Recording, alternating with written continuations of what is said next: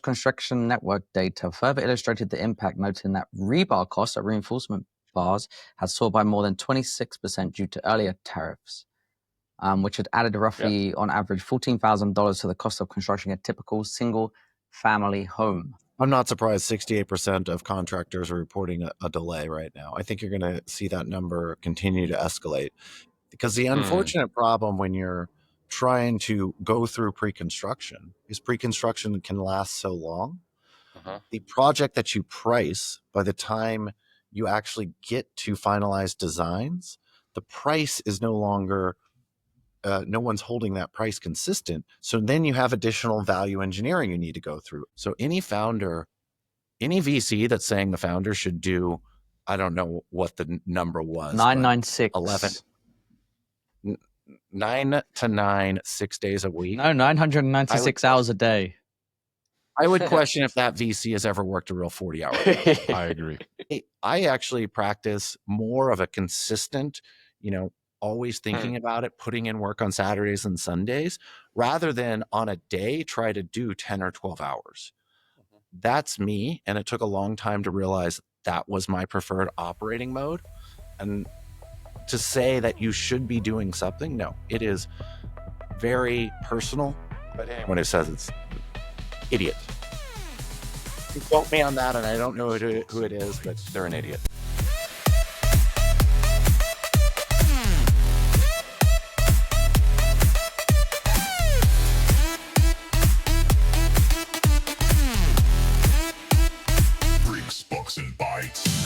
Morning and good night, everyone.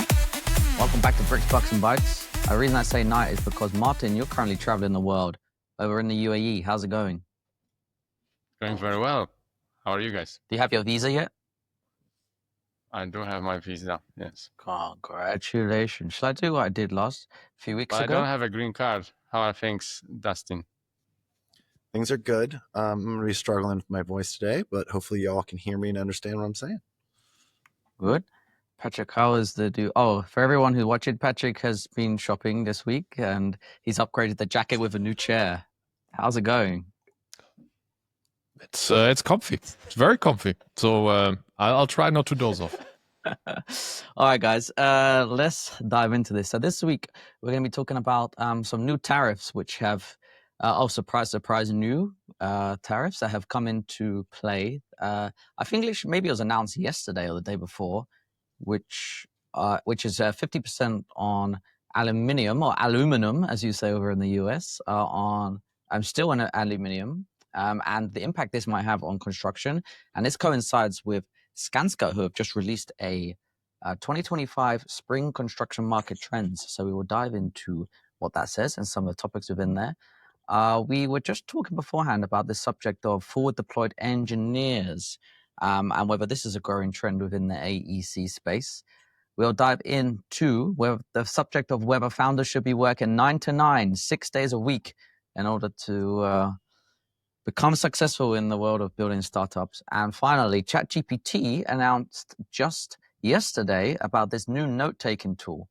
And what does this mean for the AI companies in AEC tech? So before we get started, let's go into this. So tariffs, guys, what do you think? Do you think that currently the tariffs which have been put on the table have been marked as illegal by the US court system? Do you think that this new announcement of 50% on the steel is going to actually go into force? I'm sure if they said that, that's happening. That's what's happening. Wait, are you being sarcastic, Martin? I can't tell. No, I'm actually serious. Okay. But why are you thinking there will be before that it did not go into force? No, they did go into force, right? Yeah, but they got rebuked for the legal system, right? There have been some tariffs that have gone enforced. If you look at the tax revenue from tariffs, or the tariffs revenue, it's more than doubled in the last 2 months from what we've ever collected before. So there is substantially more tariffs. coming into the United States than previously we've ever seen. However, the court did rule that some of Trump's tariffs are exceeding his power because he was using emergency powers to leverage some of his tariffs, and some of his negotiating tactics are kind of proving the fact that this might not be existential threats, which give the president enormous power to use tariffs. Here So you go. whether or not these will stay into effect, who knows? I think if you look at the stock market, everyone's starting to normalize to this sort of chaos. It's been less volatile in the market. So I think that there's a world where this is about negotiation and people understand that. And while the ride might be bumpy, I think people are getting more confident that the economy can survive this and we can get to a happy medium. Will some costs and input costs go up? Yes. Will there be a reorganization of the supply chain? More than likely. There's going to be certain things that favor U.S. companies, and it's a little bit of protectionism. And unfortunately or fortunately, that's this administration's stance. That's just the way it is. Patrick, do you have any opinions? I mean, I just looked it up again. I mean, can someone fact check me here? So what I'm finding is that they announced tariffs on semiconductors as well as pharmaceuticals earlier this year, which actually did not go into effect. Do you guys remember it that way? I've heard similar. So I'm not saying just delayed. Like, so what they did versus the EU, I mean, that's the next battle that is being picked. That's delayed by 4 weeks, whatever. Uh-huh. Supposedly gives leverage. But these are not just delayed. Also, what happened with the Canadian and Mexican 25% tariffs set to take effect on March 4th? Did they actually come into effect? I think also delayed 90 days. I think they also are delayed. Delayed. Okay, got it. Pretty much most Yeah. of those are delayed 19 days. Hmm. Then I think there was one deal done with the UK, and I don't know, were there any other deals done with any other countries? China. No, for sure not. I mean, it's a deal, right? But it's not a deal. I mean, whichever way you look at it, influences behavior in one way or another. But let's give some context. But to the point of what Dustin said, that you guys collected the largest revenues ever from tariffs, so they are working. So maybe you are balancing your budget right now. It's not going to balance the budget. I think the numbers I To a saw, level. tariffs represented 4% of our budget, and it's projected to reach 2%, and it's projected to reach 4%. So I'm looking at the number on Politico. The United States has generated $69.6 billion from tariffs as of June 2nd. That's 79% more than the same time last year. Mm-hmm. So it is a dramatic increase on the amount of money coming into the country. I mean, if you have go on. My question is not to be taken sarcastic. I'm not sarcastic. I'm not cynical. I think our job here is maybe to inform and to entertain. So I'm trying to do the informing part now, and then we can come to the entertaining part later. So it's a serious, genuine question. I know the answer, but let's make sure everyone also hears us say this. Who pays these tariffs? So when you say you have the biggest tariff revenue, who paid it? It's a great question. I think there's some debates from the economists, but most people would contend that the consumer ultimately ends up paying. Mm-hmm. Yeah, me with not knowing the answer to this question, the company that imports the material. Huh? Yeah, but then they will put the cost onto the consumer further. Yeah, who's not paying, Martin? Who is not paying? Not Porsche. Porsche is not paying. Why not? Because it's literally the person importing the Porsche paying. So it goes from the consumer, skips the... That is true, but I think the reasoning was to make these foreign products more expensive, so that the interior market of goods will be boosted, and there will be more production facilities internally in the US. So I'll just point out now you're following the public reasoning of that. I do think there's a more nefarious reason or a couple more nefarious reasons to go along with that, but let's not go into I need to find a different podcast to do my conspiracy theories. So Right. I'll not bother you guys. Nefarious off the table. We should do one on conspiracy theories, maybe. I agree. Look, you should invite my partner Shoop and discuss ancient aliens. You will have a hell of an episode, There we Owen. go. But not with me on that topic. But Martin, look, in the end, it's all about comparative cost structures. And so just because you raise the tariffs on imports, because you think that makes your own internal manufacturing base incentivized to onshore everything, still doesn't make you comparatively more cost competitive in the global comparison to another country that might have a cost structure benefit to manufacture the same, right? So that is where the thinking oftentimes ends when someone makes that argument. So you need to couple tariffs with other ways in order to create a comparative cost advantage. I agree with that. I don't think ultimately all of the costs are borne by the person importing the product, in that the manufacturer, to stay competitive, can lower the costs that they actually sell the product for. So there is a give and take and an equilibrium that will be reached. And it's not going to be 100% is paid by whoever wants to import that product. There's going to be some from the exporting manufacturer that, in order to stay competitive, they're going to have to lower how much they're actually retailing that product. Can happen. Walmart, with CNBC was discussing this a lot. Walmart's putting a lot of pressure on their supply chain, and because they sell $650 billion worth of product, they have a lot of pressure to apply. yeah. Shall we talk in the context of the AEC industry then? So Skanska, well, actually, let's go back to the tariff. So there was a tariff of 25% on aluminum and steel, which has now gone up to, in the last few days, 50%. So just some facts about US and where it gets its material from. It's the biggest importer of steel in the world after the European Union, and it gets most of its metal from Canada, Brazil, Mexico, and South Korea. Did you know that? I guess not. I think, is it the biggest importer of steel? Yeah. Oh, importer. Sorry, I thought it was okay. Importer, probably, yes. Yeah. Mm-hmm. And obviously, steel and aluminum are quite a significant chunk of what goes into our buildings. So there'll be a wide cost implication of projects. And I have on one of my notes here that ultimately it'll be the consumers that feel the pinch.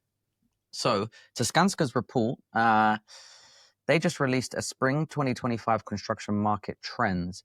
And with the 25% tariffs, they came out with cost increases on projects from roughly 5 to 15% overall, with steel prices to be up by 12% since January 2025, and aluminium prices rising 6.5% year over year. And Dodge Construction Network data further illustrated the impact, noting that rebar costs at reinforcement bars had soared by more than 26% due to earlier tariffs, which had added roughly, on average, $14,000 to the cost of constructing a typical single-family home. So, on the basis that these are now doubled, I guess construction costs up, and away we go. There's no way around it, I think. Hold on, what do you mean there's no way around it? Sorry, I mean, Martin, you're fanboying tariffs here. Sorry, I mean, you said earlier they seem to be working. Sorry, how do those two statements go together? I'm no way around it in terms of what the administration said they've done, and unless you will turn the decision back somehow, there's no way around it. That's what I meant. Yeah. Okay. There's no way around it working so well, right? That's what you're saying. I mean, there's not a lot to say on that, I suppose. But in addition, 68% of builders reported project delays directly attributable to supplier renegotiations triggered by the tariffs. Interesting. But I think it's all just to boost production internally within the country. And what's the other way to do it? I don't know. I'm not a citizen of the US, so I kind of look at this from the outside. But Well, I can tell you Cleveland Cliffs stock is up 25% in 5 days.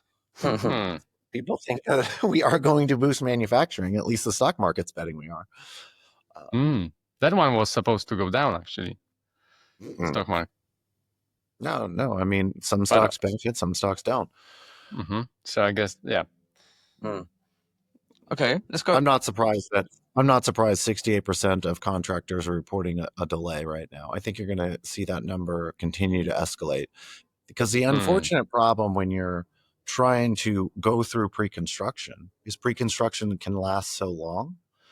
The project that you price, by the time you actually get to finalized designs, the price is no longer no one's holding that price consistent. So then you have additional value engineering you need to go through. And then it's an iterative cycle that as you take time to go through value engineering, price again goes up, and then you need to do more value engineering. So that's exactly why you will have less projects started. Yes, there's a systemic effect here, which is to the administration credit why they are also saying, hey, Fed, simultaneously lower interest rates because we're raising input costs, and the borrowing costs need to come down to keep equilibrium. Because most projects are financed through borrowing. And so you can have the input costs go up and the borrowing costs go down. And for similar type projects, they're still feasible. To that point, I'm curious if anyone here has had conversations with any contractors that are already doing these projects whereby they're fixed into prices or fixed into contract values, which they've agreed to, handshakes with their customers, at which they can, I don't know if this is a bit extreme, but not deliver on, or which ultimately will affect their margin on a project. So you will already see that in the market in projects that are where the ROI is either extremely high, and that additional, let's say, margin, the developer is happy to eat it because the project is so overwhelmingly positive. Maybe data centers could be an example that people think of like that. Or you will do it in projects where the ROI is completely irrelevant and you build the project for strategic reasons. So think, for example, Department of Defense type projects. In projects that need to deliver a traditional, 7 to 15% IRR business case, they will plummet as long as this is ongoing, because it doesn't matter. Nobody, no side, neither the developer owner nor the contractor wants to take that hedging risk. And the other interesting component is housing is actually coming down. So the expected IRR in many of these development projects, multifamily, is becoming lower, which is quite shocking. And so a lot of these projects that might have been feasible, the outcome looks bleak. Housing is coming down because, sorry, Patrick, go on. No, go on, Martin. I was pivoting. So is it because there is a projection for the rates not to go lower and stay at the same levels, or that would be probably the reason? So I can't remember if it was Redfin or Zillow, but it's the biggest disequilibrium that we've seen in a long time between the number of people selling and the number of buyers in the market, because the borrowing costs are quite high with the they're not relatively in the last 5 years. Borrowing costs are high because interest rates are high relative to 5 years. However, historically, they're not high. So a lot of people are sitting on the sideline as buyers, and there is a lot of people looking to liquidate their homes. Not liquidate's the wrong word, but sell their homes. And so there's not enough buyers in the market to meet the supply of the real estate market. Seeing that come down. I think I do think the freeze in border crossings does affect this a little bit, which is not talked about. We went from having 200,000 people a month come across the border to zero. Now, people would say, well, they're not going and competing with market rate rents. That's true, but they are filling some dwellings, and that can push people into other dwellings. And without that continued push and people actually net migration out, can also open up supply in the market and give people more optionality, which I've not heard anyone talk about. But it just seems like a logical conclusion based upon what we saw immigration at prior to the new administration, where immigration is now today. That would just be me extrapolating kind of a couple things. What do you guys think of that? No, I agree. Actually, a smaller supply of newcomers to the country will. No, it's actually a net immigration out. Okay. Yeah, so that clearly is going to decrease. So you're saying more people out, Dustin? Yeah, more people actually left the country than immigrated. This to the AEC space is that's what we talk about. A lot of people were worried about this immigration clampdown because a lot of the people on site or a lot of the builders and people using the trades actually rely on this labor, which is I don't know if the right term is illegal, but perhaps not here on like official terms, or perhaps not in the US on official terms, and it helps keep the cost of construction down. However, if those people are no longer available and the wage prices go up, then again, the costs of construction work will also increase. So I'm curious. I actually think that is much more on the residential construction market than in the commercial construction that's going to be affected by this supply of labor. And then you'd have to go, which trades are we talking about? But certainly on the residential market, there is a lot of labor that probably isn't here legally.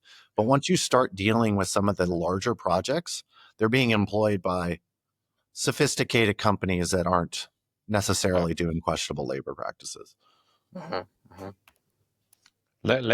Construction labor, what I've seen over the years, always migrates towards large portfolios of demand. So they always, the labor always in the end streams to large accounts, large projects in large regions. And it's always the ones that have a one-time project of a small volume that lose the labor first. Because it makes sense. I mean, the skilled workers, they also want predictability of their own earnings and their lifestyle, and working 18 months on one project in one city is favorable over, a 4 weeks gig with a customer that might not have a follow-on. So that's why labor migrates there.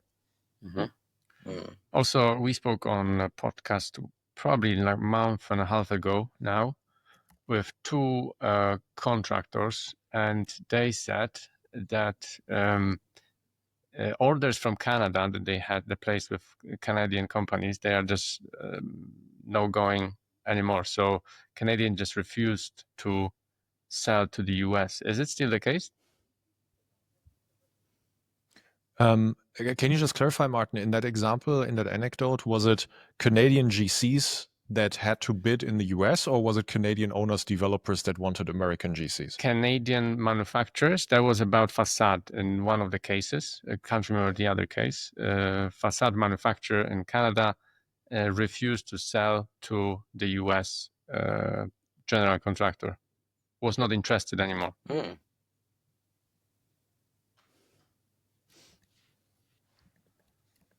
mean, were they saying it like tongue in cheek? Because I'm sure if there's a big enough order, then they wouldn't be turning that down. Are you sure? Yeah. Not everything is money, Owen. Huh? Not everything revolves around money. Yeah. Oh, now you're opening up the discussion. Hey, but like, okay, so if you're a supplier, let's break it down. If you're a supplier and there's a country that you don't want to do business with, but they come at you and potentially offer you I don't want to say life-changing order, but a business-changing order with a big outcome, are you going to say no? I think there was a little bit ego playing. I don't know if there was any internal rules within Canada to like enhance internal selling of products and goods, and perhaps some disincentives when selling to American markets. But I don't know. It feels like it was a little bit egoistic as well. Well, there can be some internal factors that play into that. And we've talked about it before. If you already have a full manufacturing order, why would you want to spike just to satisfy one customer, where that's going to immediately have you either expand your capabilities past what you know is consistent unnaturally? So it could be tongue-in-cheek because they also just don't want to take on the additional volume unless it's going to be part of their natural consistent work book of business. I agree with that. I think a ton of it is context. True. When someone is underutilized, I would agree. I mean, that takes a hell of a lot of hazardous behavior to basically decline a big order to utilize your factory. And then the other one might be, look, there's propaganda everywhere, guys. Some people spin stories and anecdotes also to ridiculous degrees. So That's true. it's But all context. that was from people we spoke with, not from media. Not from the Twitter feed. Oh, I understand. But if you want to make a point, sometimes you add a little bit around the edges or you leave out context, right? So everything is context. On labor, in the Skanska report, so construction unemployment rate edged down. These are just some key takeaways on the subject of construction and labor. Unemployment rate edged down to 5.9% in Q1 25, reflecting sustained demand for skilled labor despite ongoing workforce shortages. Wage growth for key trades such as electrical, mechanical, and steel fabrication has accelerated, with average increases of 4 to 6% year on year. And obviously, we all know about the current stat, roughly 400,000 new workers short in 2025 to meet demand for construction projects. That seems counterintuitive because 5.9% is not a fully employed labor market. They're saying there's 400,000 shortages. That if we got to 4%, which seems like a full employed labor market, then 1.9% would be somewhere in the ballpark of 400,000 people. Hold on, I didn't quite catch that. Was the 5.9% on construction-related jobs, or was it overall economy? Construction. That was on construction. I was surprised it said 5.9%, and then they're saying they're 400,000 labor shortage. 1.9% seems like 400,000 of the construction labor market. If you got to 4% and said that's a full market.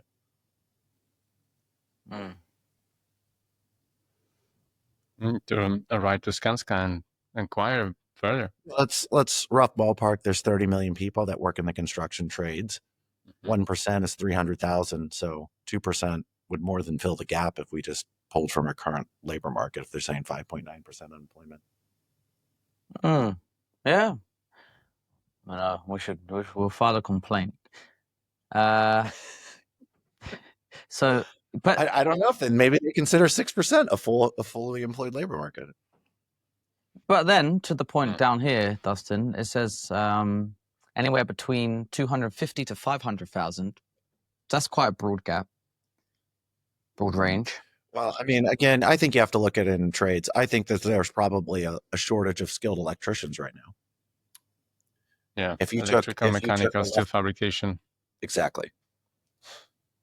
It takes a long time to become a seasoned welder.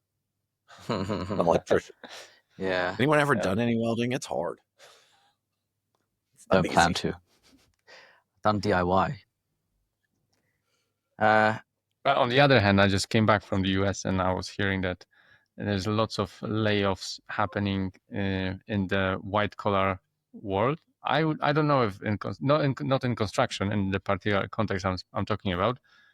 But any thoughts on construction? How is it in the white collar construction world? White collar construction. I haven't seen anything myself. No. I mean, why would it?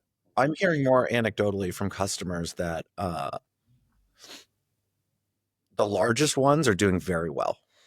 And then there are regions where the mid-market GCs, some of them are suffering with work. In residential, commercial type of work? Commercial. But look, let's just bring that point home from earlier, because you're mentioning who's suffering, Dustin, right? The suffering isn't even seen yet among the GCs, because what will happen is that all those fixed price offers or guaranteed maximum price offers that you gave a year or two ago, that are now moving into material procurement, those are the projects that will be underwater. So you're actually going to feel that impact in a year, 2 and 3 years from now. That's exactly what happened in 22, 23 100% after correct. the COVID supply chain. Yeah. Yeah, this is where qualifying your subcontractors and knowing what orders they've locked in, because if they didn't secure their procurement as part of their quote and lock in that price, which most of them don't do, they submit a number and then they have a quote from their vendor and they don't actually sign the contract with them or secure the material, then you're going to see this is where defaults start happening, and this is where subcontractors get in very trouble. few of them will do that, like you say, and then inventories are typically hated. They like to have none of that complexity, etc. And the working capital aspect of it obviously is also something that is in that cash flow strapped industry. Just you can't do it for a year or two. It's just no one does that. So who benefits in the end is the material producer. So the question is, well, there's another benefit. Another person's going to benefit. Private equity is going to swallow up a lot of these small businesses because they can be highly cash flow profitable, but then when they have these downturns, they can be acquired extremely cheaply. So the question is when these more painful times are going to come, and also every market participant will be kind of affected, or it will just touch certain type of companies, because that the answer to that will then dictate how bad it is in construction or not.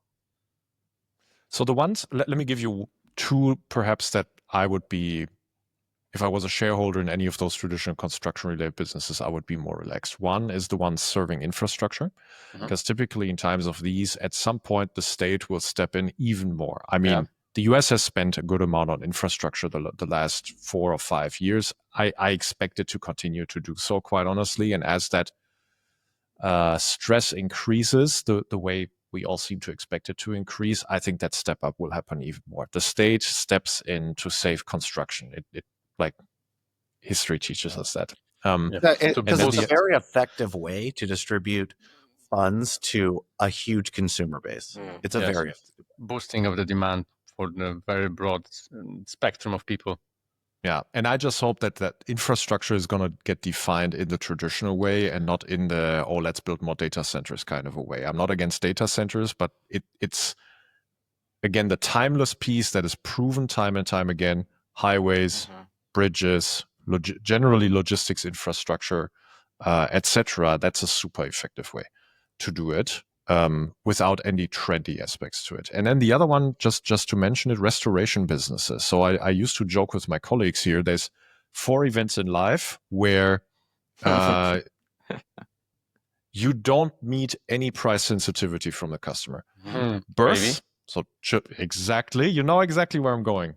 Wedding, funeral, and a restoration of your home after a flooding or a fire.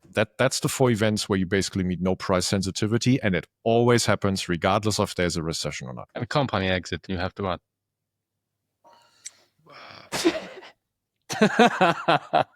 I don't know if that's true, actually.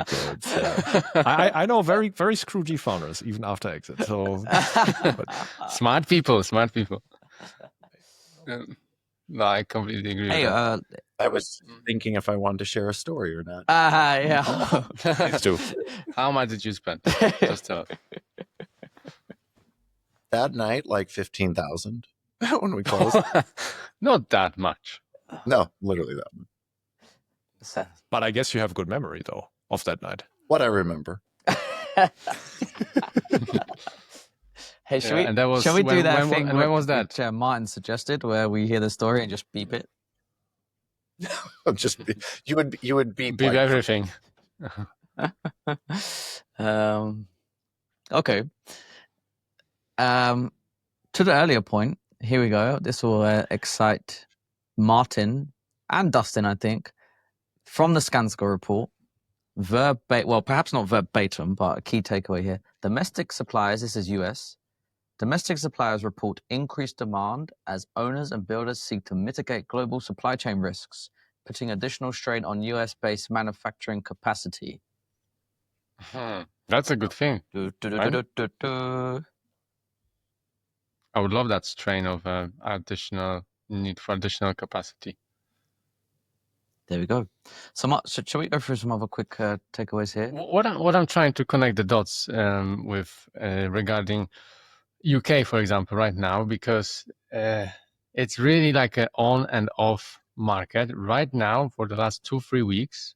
And I don't know what happened, actually. I've not been looking at media much in terms of like domestic affairs in economy, but it's been booming left, right, and center. And the amount of inquiries about engineering, at least, is just out of this world. Really?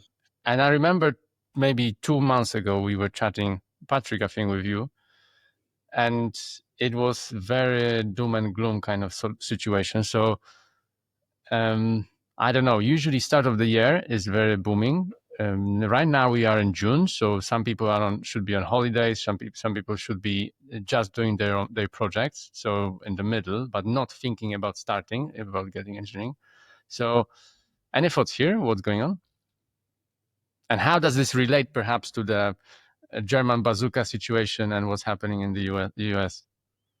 I see pure optimism all over the market, quite honestly. The markets that we cover, except maybe for the US. But look, Dustin, you allow me to say this. In general, US society and US population are optimists. Yes. Right? So 100%. Right. So I don't expect even that to last, quite honestly. You know, in the end, American society figures things out. That's what they do. They're problem solvers. They're optimists. They're get shit done kind of people. So even there and across the other markets, quite honestly, I see a lot of optimism. Germany and India among the furthest optimistic one. For Germans, that means a lot. I mean, Germans, to be optimistic, you basically just won the lottery. But I'll pour a new chair. Or Germans are pessimists, but get shit done kind of people. Maybe. Yeah. I definitely not optimistic. This way. Yeah. No. And also the startups serving these markets in inside, outside the portfolio, they are meeting solid, robust demand currently. Mm-hmm. Interesting. I think the US is just so unique in our capitalistic structure. It just allows us to weather even pessimistic times because we're constantly creating and recreating businesses and constantly seeing growth and innovation. Mm-hmm. I just wish politicians didn't take it for granted so much. Mm-hmm. I feel like, I don't know, I feel like they're so detached from what it takes to build these things that all they do is focus on the negatives that happen, where by and large, this constant influx of new businesses creating and developing, and some winning, some losing, is what makes the U.S. market so great.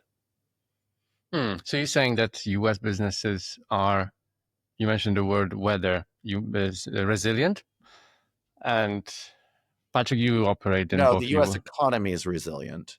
Individual businesses can be resilient or not. Mm-hmm. Well, because that's optimistic, we leverage ourselves to death. Yeah. Well, you guys have dollar, you guys have treasuries, U.S. treasuries. That's why you know that you will be resistant to things, I think, on the global scale. That's just why it might not be the smartest idea to float publicly on your personal social media platform. Hey, maybe we should just default on our state debt. If you want people to buy US dollars, that might not be the best idea. But perhaps you don't want them to buy US dollars anymore. Then maybe it's a good idea. I would agree. I was just trying to find an article. You were talking about the real estate market in the US. I was trying to find an article that I saw earlier, which I'm sure it said that it was booming in the UK. However, I can't. Not really. High Street in New York. I mean, housing, not real estate. But when I was searching, I couldn't find the story. But when I was searching, maybe this relates to your point, Patrick, a little bit. Trump media seeks to launch Truth Social Bitcoin ETF. But that's been Bitcoin ETF. It has been since February 2024, I think. So that's old news. Well, it actually says 47 like 10 minutes of ago. them. Oh, that's a separate point. But well, I mean, yeah. Okay. High Street in New York is very bad, actually. Looking at shops, and there's so many closed shops. which I was surprised by. So Guys, can we talk some technology? Yes. yeah. Let's do that. I'm glad you said it. Okay, Patrick, what is going on with forward deployed engineers? Can you I'm glad lay you the asked. seed? Yeah. I actually have a question for you all. So I have a question whether you're personally seeing, or if you're not seeing, what is your opinion on the AEC market, architecture, engineering, and construction?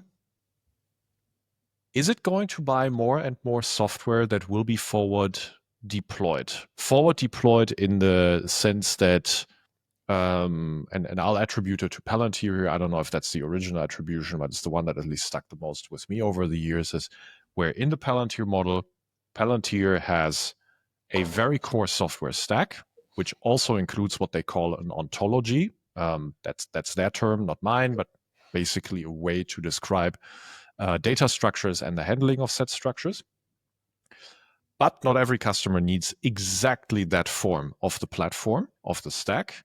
But it can be repurposed to solve various automation tasks and analytics tasks for large Fortune 500 customers and government customers across the spectrum, right? And so that same logic could be applied, if you think about it, and perhaps you guys are already seeing it, hint, hint, to AEC customers who desire to update their entire technology stack, including their own ontology. Perhaps they don't even have one. Phrasing it suggestive. So my question is, do you guys already see that? Do you guys believe in that as a motion for AEC customers and as software suppliers? I think for sure, because industry is super fragmented and every general contractor works in a different way. And thinking that there is one solution that helps with one particular vertical within the business, throughout the whole industry, it's not happen. I'm pretty sure it's not the case. So the answer is yes. I think it will be more and more kind of consultancy type of software solution. So you plug in your software, but there is a need to spend some time to adjust it to customers' needs as they want, rather than have off-shelf platform that solves everything for everyone. I think that the constituents in the market that would lean towards solutions like this actually have a lot of these in-house. So the first part of the market that might gravitate towards a Palantir type approach would be the EPC contractors, where they're in charge of engineering, procurement, and construction. And if, like Bechtel, for example, in the early 2000s started developing a lot of very proprietary systems for their unique types of work because there wasn't solutions type like Palantir. But as you get more and more downstream, companies can't afford the huge capital investment that a company like Palantir would require, or a company like Oracle or SAP. And I think, like, whether you call them forward engineers, it's not dissimilar from the Salesforce model, where you get Salesforce out of the box and it's complete shit. And then you hire a Salesforce consultant, they charge you an arm and a leg, and then it's still shit. And then you get someone that's actually good in RevOps and they make it work. And then it's actually great. So that's the standard operating procedure for deploying Salesforce. You buy shit, you get shit from a vendor, and then you make it work. What's the reason? Is it because technology is so complex, or the requirements are so complex? Well, Salesforce has built the right topology to support a go-to-market function for any market, but you have to configure the components to map to what you are trying to do. And I'll give you an example. If you're doing a consumer software or software business or whatever type of business, that is very, very different than if you are a new company and a new SaaS company targeting the AEC. The hierarchy of how you'd manage accounts is quite a bit different. How would you manage leads is quite a bit different. Like, for example, at Building Connected, our topology was we wouldn't track just a construction company as an account. at Building Connected, we would sell to individual offices. And so there was a parent-child relationship between, like, Turner Construction had 42 offices at the time across the United States. So there was a parent for Turner, but every single office, and actually within that office, they had two different divisions typically. One was ground up and one was interiors. So we even bifurcated those. So in order to get Salesforce optimized for you, you have to structure it correctly for the accounts based upon what is the atomic structure of their buying process. So if the office or the division can make the purchase, then that needs to be your atomic structure, and then you build up. And these are things you learn over time. Most companies at the time actually made a lot of bad mistakes. And now most of the SaaS companies realize this is how you have to do it for the AEC space, which is understand their offices and their divisions in order to understand what's the atomic structure they can actually purchase it for. I mean, there's a fun fact. The market cap of Salesforce, the market size for Salesforce implementation consultants is the same size as the market cap for Salesforce. Wow. Roughly. Unbelievable. It goes against mine. If you last week, I was WhatsApping you on the weekend, and we were talking a similar thing here, where we say like technology is meant to improve people's lives and whatnot. And I always say that actually it ends up creating more jobs and more friction than without it. So to that point, are we observing construction customers who have noticed that and who want to eliminate more and more point solutions in their stack, hundreds of solutions, and now they would be prone to going to Edify? Sorry, Dustin, I'm using you as an example, which is a system of record, which is a workflow platform. That's how, to at least two monikers I would, from the outside in, attach to Edify, and now say, hey, can you please also, around that, build custom integrations, custom automations for me, and perhaps ingest more and more of the things that we're doing around it that hopefully we then don't need to do with another software anymore. So maybe the notion of startup, it's not for construction, not coined for construction, because it seems like it's not going to be platform that you just plug in, and for most of the use cases, which are like worth looking into, have much more broader scope than just point solutions.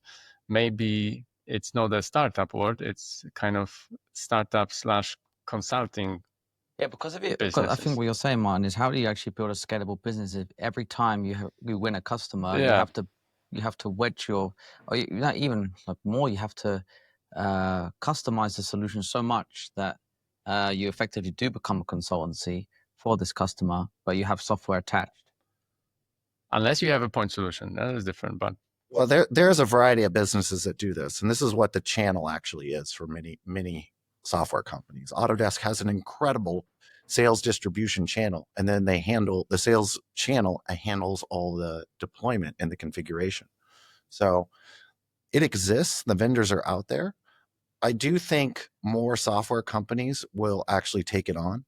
So the customers we're dealing with will take it on. Traditionally, a lot of the larger GCs have liked to do their own integrations in-house.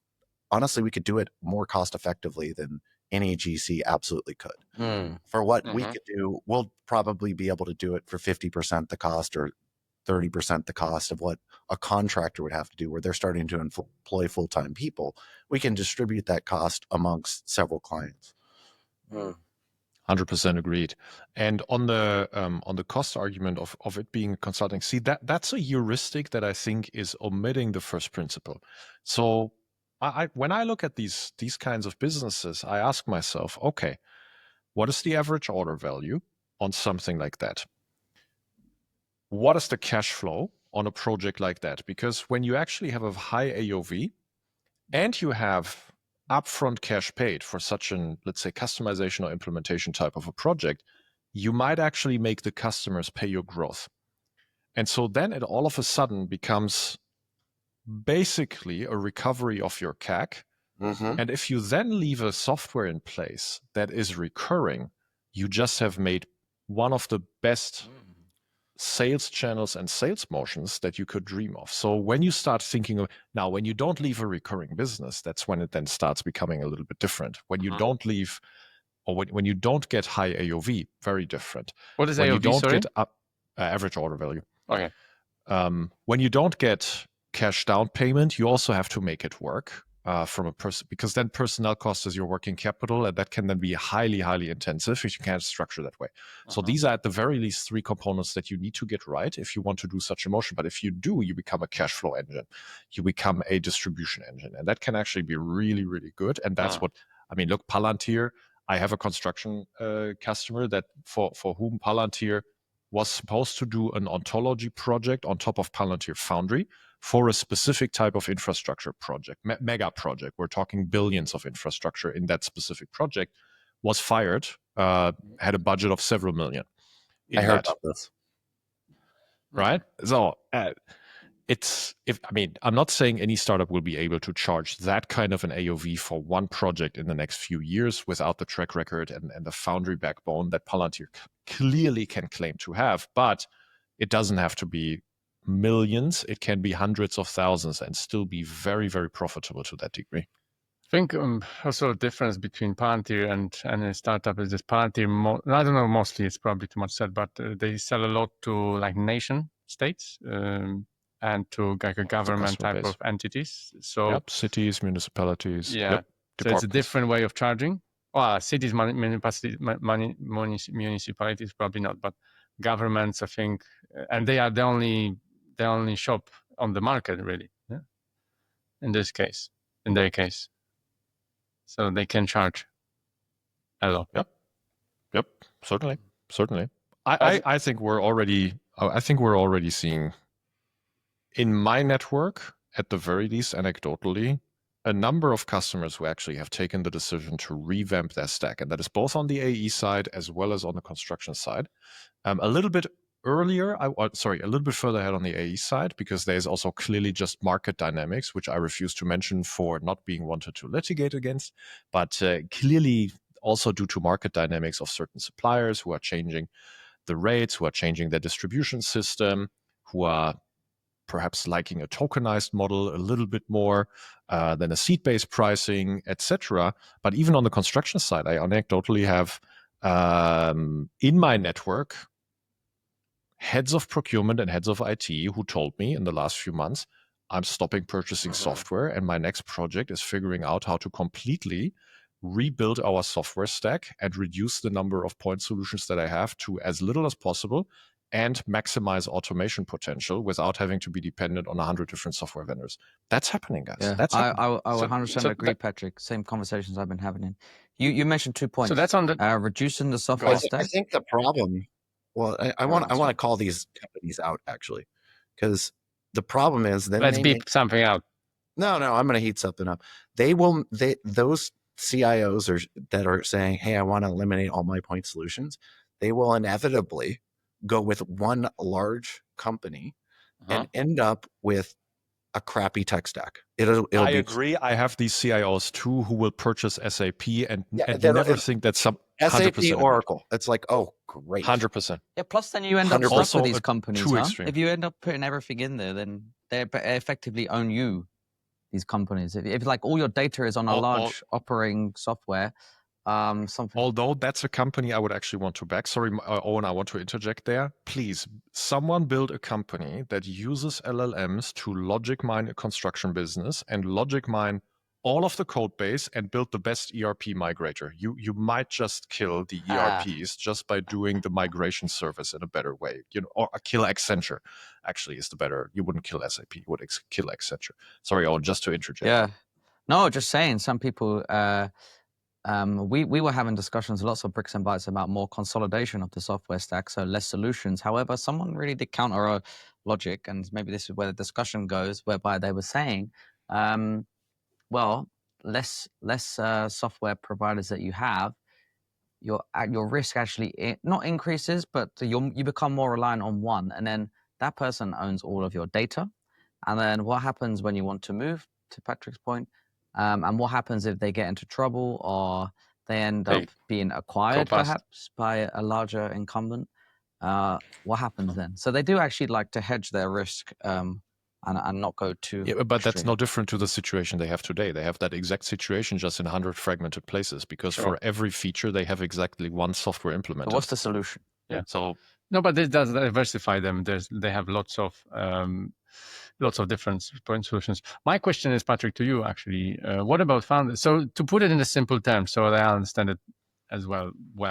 Are we talking about construction technology software that is backed up by kind of consultancy model to it?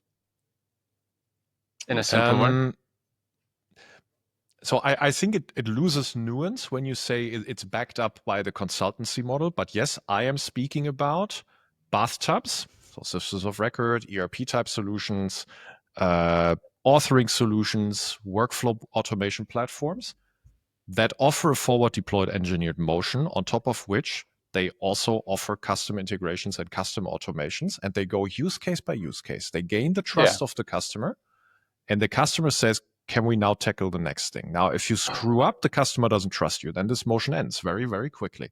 But if the customer actually trusts that you are delivering the automations you're promising, you're delivering the ontology that you're promising, and you work very well with their teams, I'm starting to see that work in 2 or 3 companies that I'm following closely. And that leads to a very deep integration and a very deep penetration of those accounts. What about then founders on the other side of this equation? Are they building this type of businesses, or they are focused more on SaaS only businesses? A key element of SaaS is like fees for implementation. No? So yes, but if it's very complex, long, then it is consultancy with a software. No, that's what it is. I would disagree with that. Software with consultancy, whichever you put first. No, just no, implementation. I think you're disregard. Dustin, before you go, I just want to clarify one thing, Martin. I think you're missing the point of the repeatability in the technology. So Palantir wouldn't work without the Foundry platform. So the point is, let me just explain again how Palantir, in the end, in hindsight, now that we all know the story better, right, works. You're from the forward deployed engineering organization, you're constantly seeing new hacky types of automations, and you're basically your back channel team, your Foundry team, over time gets to identify the stuff that is worth repeating across multiple clients, and then you can make a technology choice to embed it into Foundry and abstract it to such a level that it becomes very repeatable for the next forward deployed engineering team at the next customer. So I do not agree with your notion that this is consulting that is unrepeatable. This is a highly repeatable technology play. It's just that the distribution of it is through forward deployed engineers. Okay. Sorry, Dustin. So are the founders thinking about it this way? I'm meeting a few now. Hey, maybe the question should be, Martin, has that thinking shifted? Like, has it been less of like a, like, have you seen an uptick, Patrick? I mean, I think maybe you've already answered the question. Yeah, like where before they weren't thinking this way. Yeah. Also, since we discussed outcomes as a service more than SaaS, I think that was sort of the first trigger in that direction. And I do think that customers actually play a big role here. I think, in the end, the demand shapes supply. And so when customers start asking more and more for, hey, can we actually eliminate stuff? Can we actually rethink my entire stack? Are you able to customize software? Founders take notice. I do see an uptick there. But curious, Dustin, what you are thinking and see. Yeah, let's ask the founder.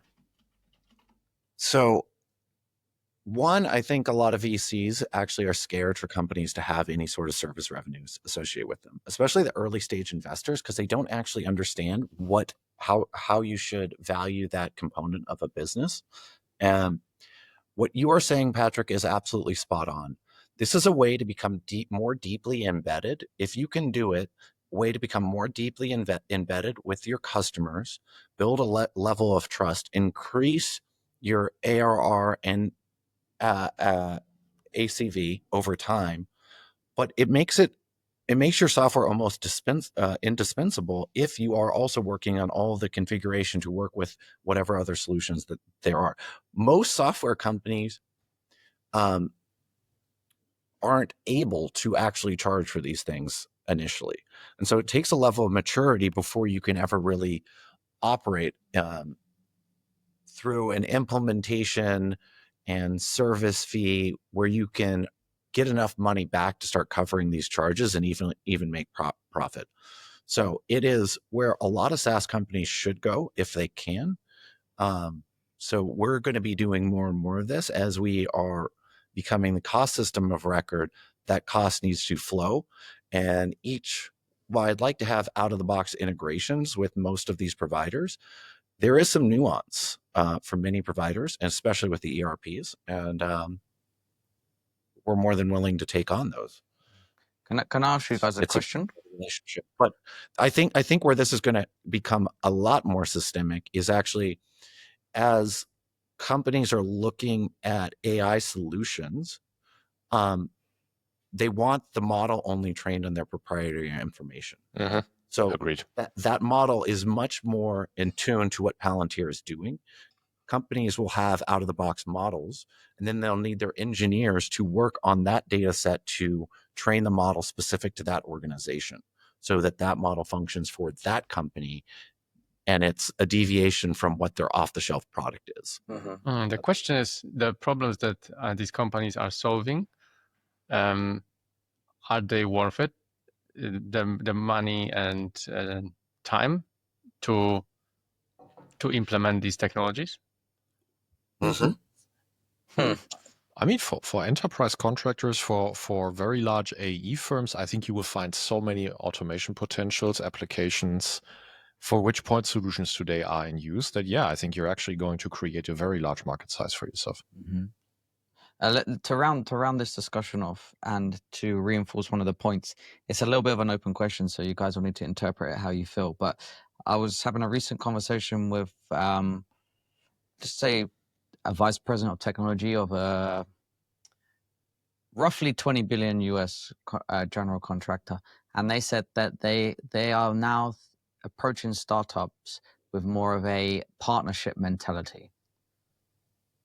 I couldn't Roughly quite 20 billion. There's probably okay. Go I'm on. trying to interpret what exactly they meant by that.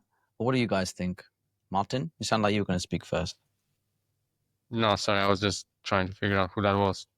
All I'm thinking is, so previously you didn't want to be a partner? Like, what's the news here? I mean,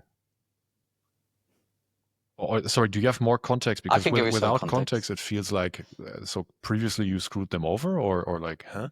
Yeah, I think that what they were saying was that they no longer want to be sold to as a company, but they want to partner with companies whereby the technology is actually more customized to their use case versus an out-of-the-box solution. Yeah.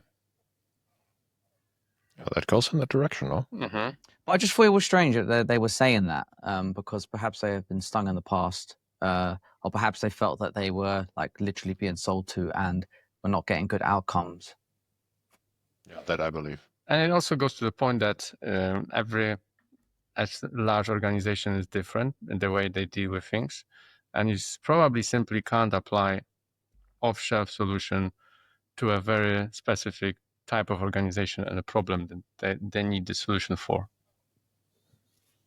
Okay, shall we move on? I'm curious. What is your guys' current working routine? How many hours per day are you working? Dustin. Working or working out? 56 minutes today, someone. Dustin, let's start with you. So I think people, I know where this conversation's going. I think we need to bifurcate it into the founders and what they sign up for in running a company and what you should expect from your ICs, your individual contributors. And so me as a founder, 2-time founder, 3-time CEO, when I sign up for this role, I sign up for this and I realize some people have family. I do not. I sign up for this to be the top priority in my life, which means while I might not be behind the keyboard, there's very few times where my mind is truly disconnected from thinking about the business. And so I was telling the team before this call, I did a 6-mile run today. Most of that 6-mile run, I was actually thinking about Edify and some optimizations we need to make. I don't even listen to music. It's just me in my head playing the tape forward on what we can do. So while time behind the keyboard or time in meetings is substantial, I think that there is tremendous value when the founder is also thinking about what are the next steps this business needs to take, and thinking about the future and extrapolating what you can do. So I do think that for each person, and now I'll get personal, there is a limit to what you can put in. And with building connected, I actually hit my limit physically. I developed AFib. I had to have my heart stopped and reset. And that's not good when you're 35 years old. And that's because I didn't have a way to alleviate the stress, and I was constantly obsessing. So any founder, any VC that's saying the founder should do, I don't know what the number was, 996. 11, 9 to 9, 6 days a week. No, 996 hours a day. I would question if that VC has ever worked a real 40-hour day. I agree. I would love to sit down with them and to have them show me what their. Can we say who that is? They tweeted that from Burning Man or whatever conference they currently attend. As they do ketamine and acid, whatever. I mean, most people like to say hyperbole stuff, and they have no idea the stress under. Most founders have no liquid capital, and they're actually struggling to make ends meet in their life. So a real VC would say you need to do whatever makes you most effective, because it's not about the number of hours you spend. It's about the number of hours versus how valuable those hours were multiplies your work product output. And I know people that are highly effective and can work 6-hour tranches and produce more in one day than you'd see out of people in 3 or 4 days. But then they have to completely detach. I actually practice more of a consistent, always thinking about it, putting in work on Saturdays and Sundays, rather than on a day try to do 10 or 12 hours. That's me. And it took a long time to realize that was my preferred operating mode. And to say that you should be doing something, no, it is very personal on what those individuals should do. And the most important thing actually is protecting your mental health along the way, because what good are you if you can't cope? Exactly. Yeah. But anyone who says it's idiot. Can I just do? Quote me on that, and I don't know who it is, but they're an idiot. You know where this come from? I just done a quick Google because mine said, "Can we see who the VC was?" This is actually the 996 working hour system. Is an official thing. It's a work schedule practiced illegally by some companies in China.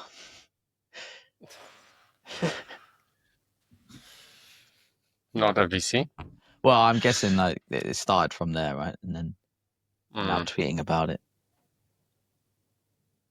It's a hot topic right now in among venture, and it was initiated by some VCs in Silicon Valley, and now European VCs, 28-year-olds pick it up and make it. But do they agree, or they kind of ridicule? Yeah. They say, you're not ambitious enough. You're not hardworking enough. If you can't do 996, you can't build a maximalist company that way. Okay, so here's first of all, to your question, Owen, I'll give you my routine. Dustin, I'm fairly close to yours.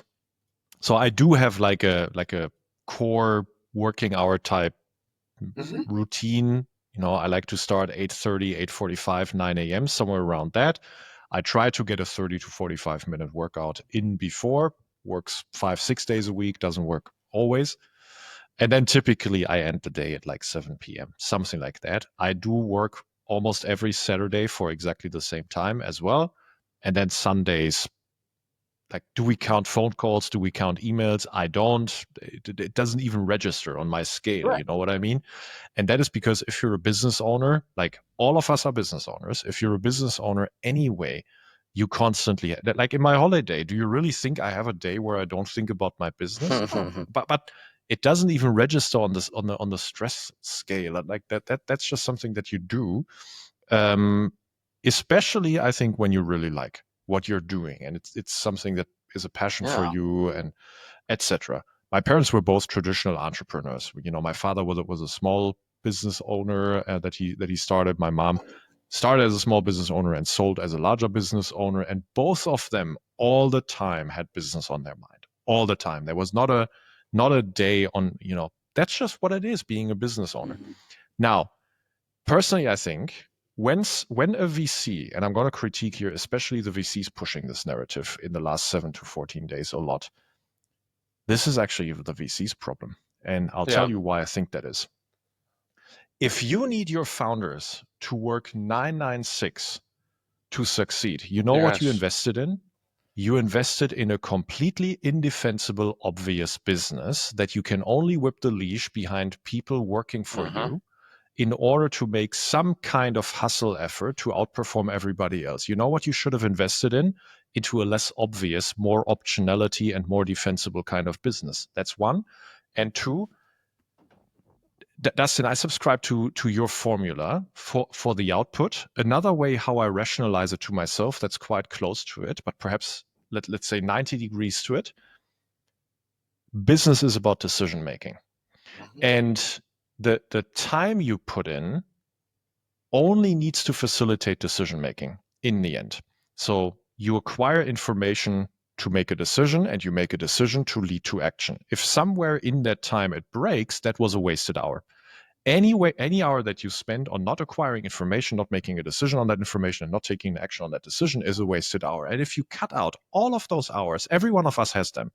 If you cut out all of those hours, they were just wasted. So everything is about decision making. So now, if a 28-year-old VC out of London with a podcast wants to seriously tell me that a startup has so many decisions, like trajectory changing decisions to take every week that you need 996 to facilitate those decisions, I'm telling you that person is just delusional. That's bullshit. For sure, podcasters don't do so many hours. Hardest decision. Patrick, you make me think of one thing actually, and why you don't want to work that many hours. Because every day doesn't have a critical decision, but every day could. And if you're not in a right mental health state and you're overtaxed, you are. Yes, sir. Sometimes everyone has been irrational and reacted over the top or allowed their emotions to get the best of them. And so if you don't have some sort of way to ground yourself almost on a daily basis, when those situations do arise, do you make the best decision when the time's critical? Who knows? I think you're always best and to so sleep you want on it. that person dead tired and mentally drained when the things actually come up that really materially matter to the business. Terrible idea. And I think also it's a sign of maturity where you know how you rest and how you are the most effective and efficient with what you do. So I agree with that too, Martin.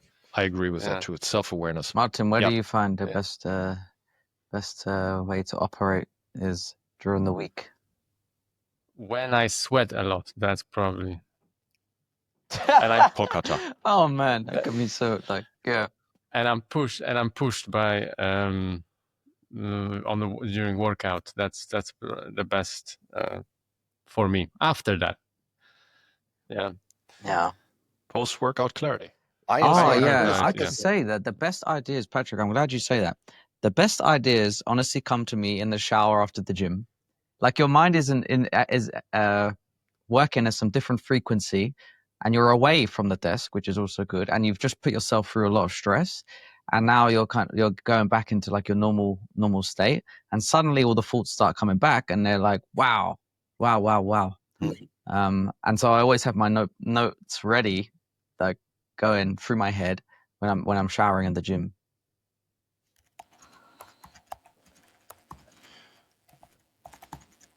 Yeah, I can completely relate to that.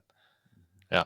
I think none of us, by the way, just for the record, I think none of us is saying, hey, slack out or don't care or be unambitious. I think none of us is saying that. But saying that you have to put some certain number of hours in a week or in a day. Nonsense. Because like I mean, isn't it funny that discussion correlates with hundreds of billions of dollars being invested in copycat AI companies? Like, are you guys noticing the correlation here? Yeah. There's like a book that you buy from the shelf, right? And just read it once and then off you go. Yeah, sorry, I invested in you. Turns out you're not defensible, so please work harder for me.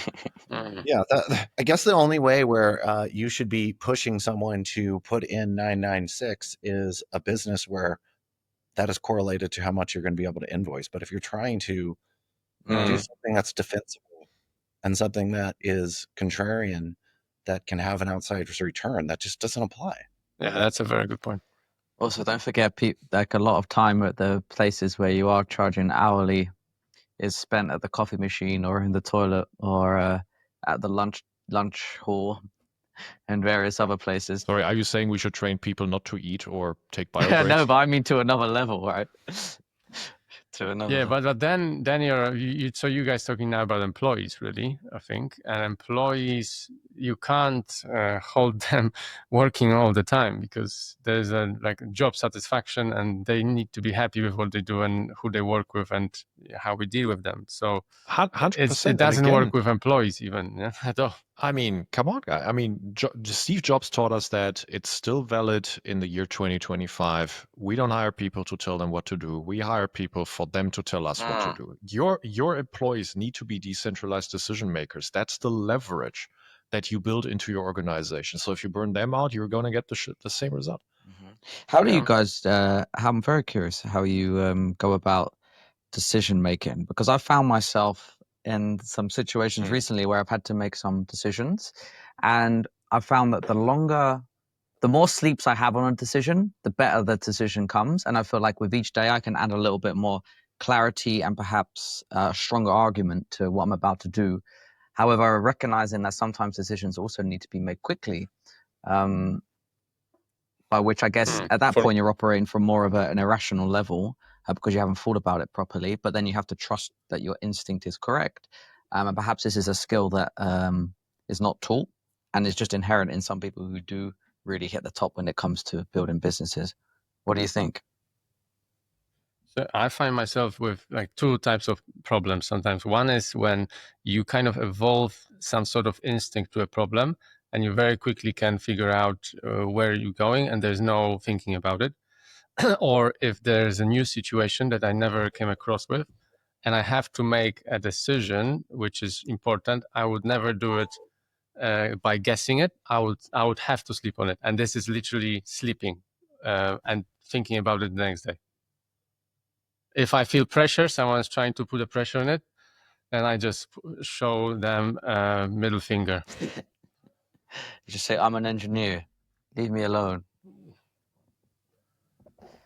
And that's my way of coping. How about you, Dustin? While you're running?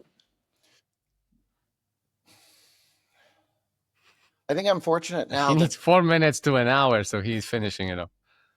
No, I think I'm fortunate now. A lot of my decisions, I at least can reflect on experiences from the past, and of course, you still encounter new.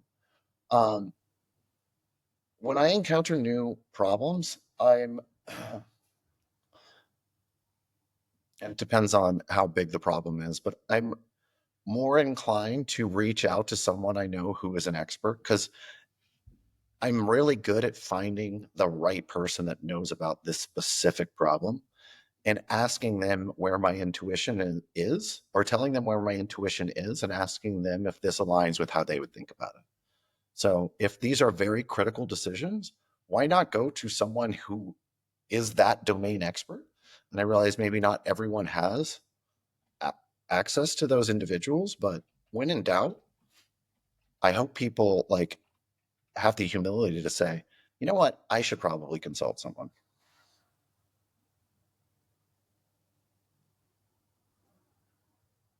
Hey, Dustin, I don't know if you just moved location, but your connection seems to be lagging a little bit. Yeah, maybe slow down a little bit. I'm sorry about that. Am I okay? Am I coming in? When you're running, if you're running. How about you, Patrick? Any frameworks for you? I mean, you are making big decisions, huh? Yeah, my entire business is genuinely only decision making. Yes, it's a strong passion topic of mine, and one that, as a VC, you're forced to either optimize it or perish. A lot of it has to do, for me, with defining my taste for a specific type of opportunity, a specific type of a person, a specific type of a context, and context and process. and asking myself very consciously, the longer I spend time on that decision, what do I know and what is assumptions? That's one of the biggest things I realized about humans in business and in general. There's a ton of assumptions in decision making that humans make, all of us, without ever even realizing it. So the best thing you can already start doing to optimize your decision making is to make your what do you truly know to be true and what are the assumptions you're making. Make that explicit to you. That will improve your decision making quality already very much. And then for us, we have spent many, many years on making our taste explicit to ourselves, some of which you can read on our website, and then some of which we will not publish because for avoiding reverse engineering. So basically someone telling us what we want to hear, right? So we will not do that. So for example, my founder taste is something I do not speak about publicly because it's like very, very pronounced, but I don't want someone to tell me what I want to hear.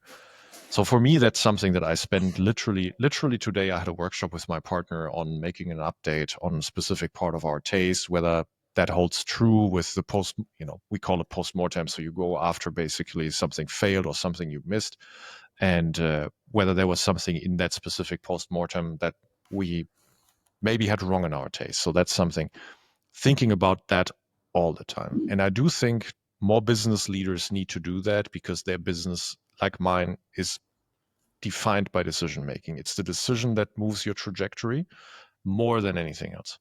How do you get out of a bias when you don't have a? I love biases. Biases are generally a way how your brain teaches you to take shortcuts to an effective decision. Now, you need to apply the correct bias in the correct situation. That's the trick, right? And so racist biases, very, very bad. Gender biases, very, very bad, right? But biases towards other aspects of taste, where you see, for example, certain traits in the backstory, in the life story, in the hardships, crazy adversities during the upbringing of a founder. And I have a bias towards that because semi-anecdotally, semi-statistically, it has led to certain decision-making behaviors in a founder in the future. That's a great bias to actually amplify. So biases are a good thing, contrary to the general notion of it, as long as you can it's recognize biases that are not discriminating. Nice. Yeah. Yes. As long as you can recognize which one are giving you the right result. Well, that's a good point. Sorry, Dustin, I saw you nodding, so I also want to hand the mic to you. So by having a taste, you are going to eliminate things that could also have worked out for you. But for me, that is still better going after my taste that I have rather than being arbitrary, random, or overly contextual and missing out or passing on certain things that otherwise could have also worked out for me. That's still preferential. But that's another good question, I think, if I might. How do you know then that you're still learning rather than falling into biases and like way of thinking that you used to apply in the past? Dustin, do you want to take that one or do you want me to quickly take that one? Post-mortems, Martin. So you have to constantly reflect on past decisions and their outcomes. So I think what you said is very interesting, Patrick, in that the greatest investor in history had a bias that he acknowledged. I'm talking about Warren Buffett. He missed so many amazing businesses, and he was completely transparent and acknowledged that, hey, I don't have a bias for these. These are the businesses I look at because I know them and they work. And that worked out extremely well. So a lot of people, and I have done this, and I now try not to do this. I get into spaces that I don't understand, and I don't know how to calibrate or correlate success in those arenas. And you can be highly effective in almost any domain if you are the expert of that particular market. And so a lot of people are trying to look for what's the greatest opportunity. Find good opportunities that you really, really understand and can qualify really well.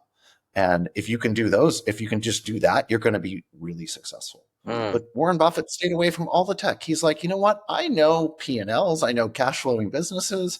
I know sustainable brands. I know companies long-term that compound over interest over time. I don't have to ride the tech wave and know when to get out of the market and all these things. And he's basically said, I'm not smart enough to do that. Hey, I'm not smart enough to be the security SaaS company evaluator. I don't do that stuff. I know construction tech. So yeah, but don't you believe that if you put enough time and focus into this other thing, then you can also become an expert? I think that's possible, right?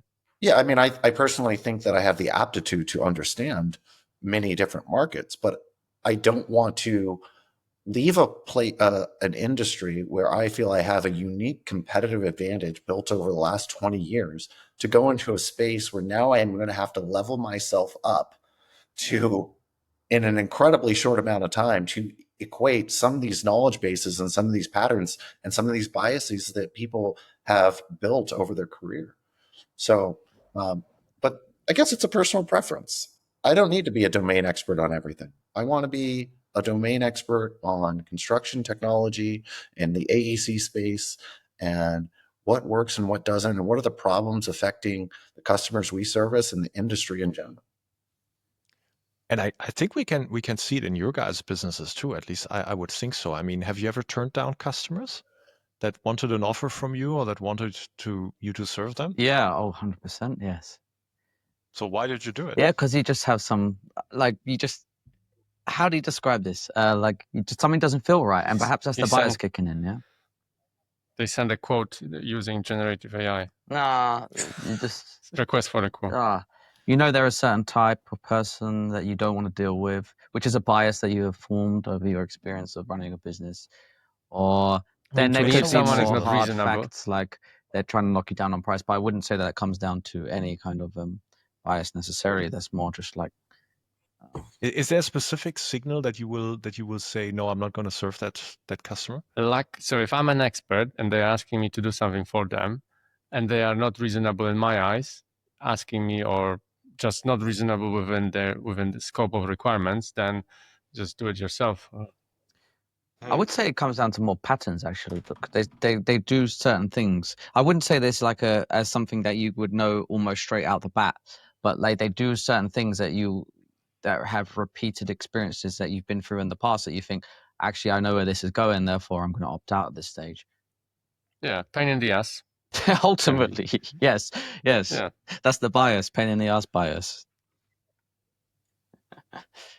Shall we spend the last... Well, I have biases, and even I have biases when I hire. I'm probably different on this. Like, I know some people in sales, and they are very coin operated, and they absolutely always crush their quota, but they're kind of dickheads, and they're cocky and conceited. Not the team players.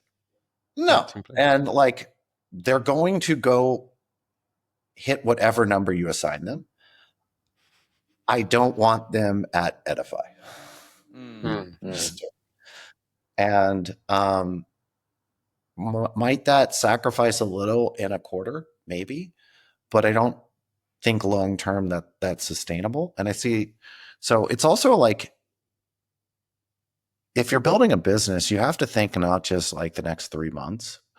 If you're really trying to build something big, you have to think about how all the pieces and components fit together, and those individual attributes. And this is where I think, Patrick, your background and what have people experienced and what have they gone through to get here, is really important. I also like to ask, like, even if I'm talking to engineers, like what excites them? Like what have they worked on that they were passionate about? And I look for people that, like, especially on that product side, like, I love it when the thing I love the most is when they talk about some problem they solve for a customer and how delighted they were. And, if an engineer actually gets an adrenaline jolt from like solving problems from a customer level, that's really good, because we're a customer first business. But I do sometimes worry about engineers that are like, oh, it's when I refactored this code base, and they can only talk about like optimizing just the specific engineering components. I worry about how that translates to building a customer company and achieving outcomes for the customer. Yes, the refactor, but why did you do it? Well, our grid wasn't performing and our customers was, not getting the outcomes they like. And you know what's the fascinating challenge now and how we can tie it back to the 996? Dustin, as your company scales further and further and further, you have to instill your taste that you just formulated into every other employee. That's the true scale-up challenge. And in investment firms, by the way, that's one of the key reasons why the track record and the performance of funds as the organization grows is one of the bigger determinants for declining performance than the fund size, actually. It's my personal conviction. Instilling your taste into other people, that takes a very smart organization and great communication. Yeah, I fully agree. With my Looking forward to the business. brown jackets that come out of the fundamental employees. Yes, I only want mini-me's. Exactly. That's what I'm saying. Yeah. I no longer judge engineer based on the engineers I work with based on how good engineers they are, but as this is like a base layer to get things done properly from engineering standpoint of view. But main point is how do they get on with customers, how they can get the message across, how can they convince in engineering manner. That's my criteria for them for the last maybe year or so, rather than they have to be brilliant engineers and we'll figure out the rest. Because in the end of the day, it's all about customer, and it always comes down to how do we solve stuff for them. Nice. Do we have 5 minutes for the ChatGPT NoteTaker? Okay, who uses an AI NoteTaker? Let's do a quick one. Like a particular? Are you going to switch to ChatGPT? I'll probably use the one embedded in Notion. Interesting. Well, to the point. Sorry, NoteTaker for what? For meetings or for subjects? Meetings. I mean, what else? So where you're doing the meeting, that's where your note taking should be. So the AI happening. joins AI, whatever it is, comes and joins your meeting and takes the notes for you, sends you a summary, gives you a transcript, so on and so forth. So there was a lot of hype about there's plenty of these companies around one. And last night, I think ChatGPT announced oh damn, I have the wrong article in front of me. That effectively they were launching their own version. Correct me if I'm wrong. Yep.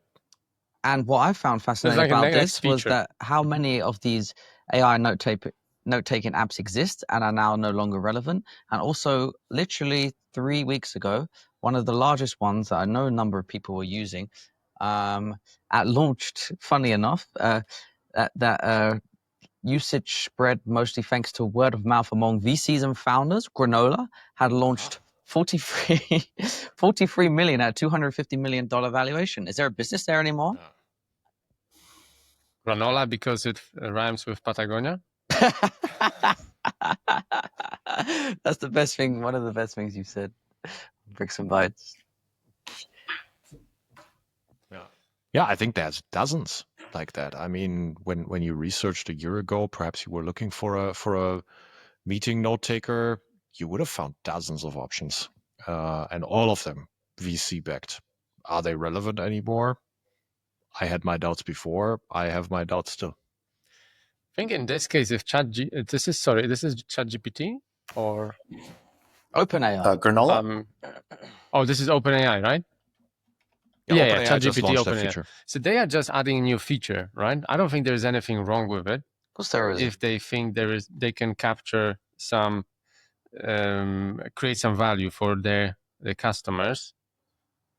I think if someone was creating an AI note taker from scratch as a sole solution, that's probably not the smartest way. Well, ChatGPT is trying to go after the enterprise. I mean, we're looking at purchasing a business license for our team for ChatGPT. So it makes sense to integrate with cloud storage providers. I think I saw G Drive was on there, and we use G Drive. So that all makes sense. I tend to lean that my AI note taking is based upon the application that I'm using for a particular workflow. So like Zoom is transcribing everything we're doing when we're having customer calls on Zoom meetings. And then that's going to go to our CRM, and then we're in the process of migrating from HubSpot to Salesforce, but then we'd use Salesforce CRM to query the note takes and ask questions that we would like. And so it seems very contextual based on what workflow you're using is also providing you the AI solution. And this gets back to the bathtub and the faucet analogy. Yes. And there is no bathtub. I was It's going to let just- Patrick have the last say to close this week's episode down. So, Patrick. But the bathtub in terms of ChatGPT or in terms of like Correct. solution doing. Yeah, in this case, ChatGPT becomes more and more the bathtub of customers who truly embrace it by adding more and more functional. And clearly, you are storing a lot of repo knowledge within ChatGPT if you truly commit to it. Yeah, and so I do think it renders, in this case, a lot of note-taking applications obsolete, and a lot of venture dollars that went into Wasted. them. Very good. And then what does it mean for construction tech founders that wrapped AI features into a point solution? I think that might not be pretty. Dustin, why are you considering to buy this corporate subscription, or how did you phrase it for ChatGPT? Well, I already What have. would that be? I already have employees expensing it, so I'd rather just bundle it up into an enterprise solution. Oh, okay. So it's not something additional that comes in terms of functionality, but just like bundling it.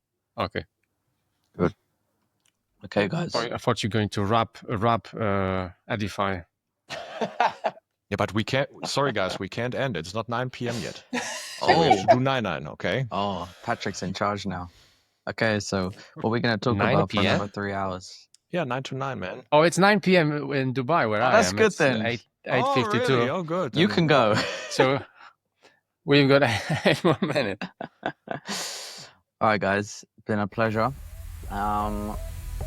Thank you for joining, and we will discuss some more topics next week.